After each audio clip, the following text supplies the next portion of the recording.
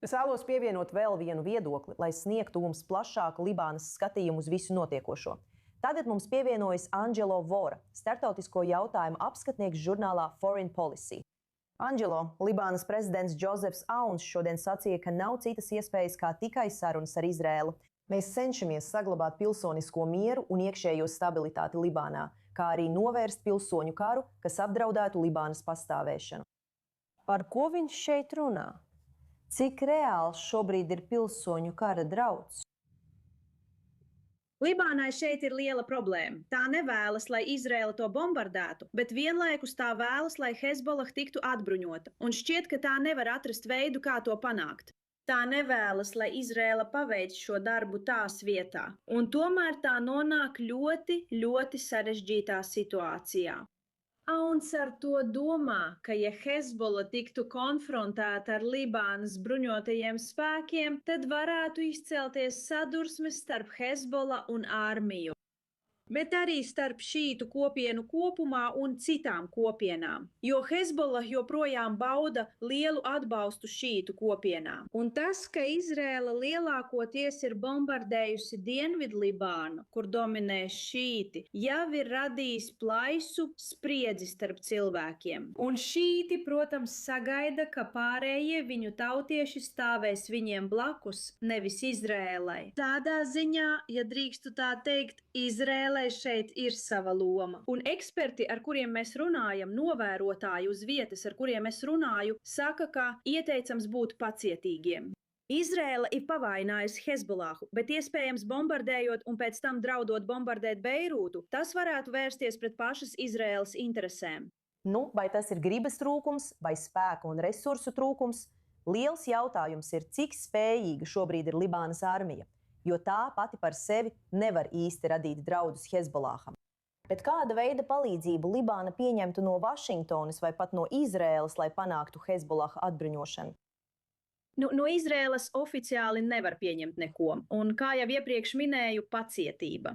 Mums jāatceras, ka libānieši to nekad nepieņems. Bet fakts, ka valsts tagad ir atradusi drosmi patiešām to pieprasīt, tas daļēji ir saistīts ar to, ka Izraēlas bruņoties spēki un viņu bombardēšana varētu vājināt Hezbollah spējas. Un tomēr tas vēl nav beidzies, jo Hezbollah daudzējādā ziņā nav persona vai konkrēts šīs grupas locekļu kopums. Bet kopumā šī grupa ir ieguvusi atbalstu no lielas kopienas valstī. Tātad tas, ko Izraēla var darīt Libānas labā, kā es jau iepriekš minēju, ir būt pacietīgai. Un tas, ko jebkurš var darīt Libānas labā, ir stiprināt Libānas valsti, kas pēc gadu desmitiem beidzot ir sasniegusi punktu, kur tai ir savu cilvēku uzticība un drosme.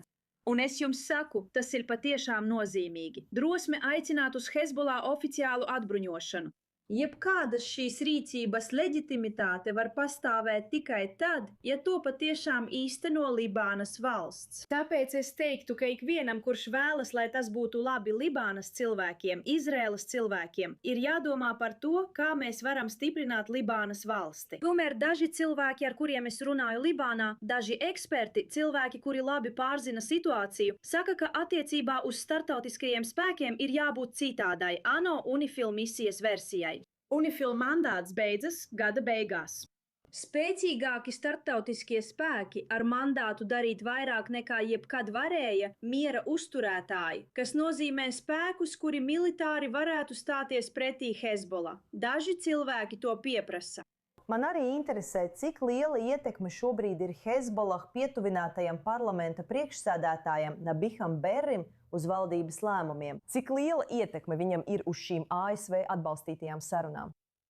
Viņš taču ir galvenais visā šajā, vai ne? Jo viņš ir vadošais šītu līderis. Tā ir Hezbollah, Nasrullah. Nasrallah ir nogalināts Izraēlas triecienā. Un tad šīti tur būtībā paliek ar Berri, kurš arī ir diezgan vecs. Un, zini, Amal kustībā ir spriedze. Tomēr viņš ir diezgan svarīgs tam, kā šīti valstī reaģē.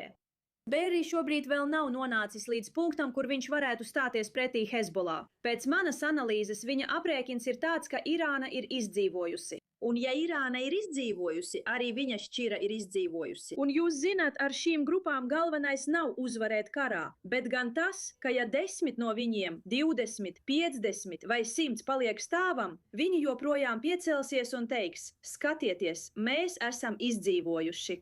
Berri aprēķins ir tāds, ka Hezbollah ir izdzīvojusi šo konfliktu ar Izrēlu un ka viņš turpinās atbalstīt Hezbollah. Tomēr, ja paskatās uz bombardēšanām 8. aprīlī, kas bija diezgan masīvas un ir plaši kritizētas, Izraēlas bombardēšana Libānā skāra arī Amal kontrolētās teritorijas.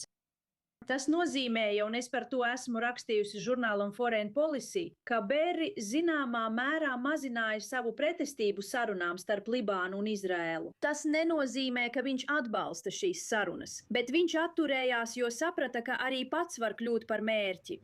Tomēr viņš ir svarīgs spēlētājs, un, manuprāt, viņš neatklāja visas savas kārtas, viņš piesargājas. Viņš gaida, lai redzētu, cik tālu šītu kopienas opozīcija vēršas pret Hezbollah, laikam ejot. Un, ziniet, tas mainās no nedēļas uz nedēļu. Dažreiz šķiet, ka šīti varbūt vēršas pret Hezbollah, un tad, kad Izraēlas bombardēšana pastiprinās, ziniet, emocijas var aiziet jebkurā virzienā.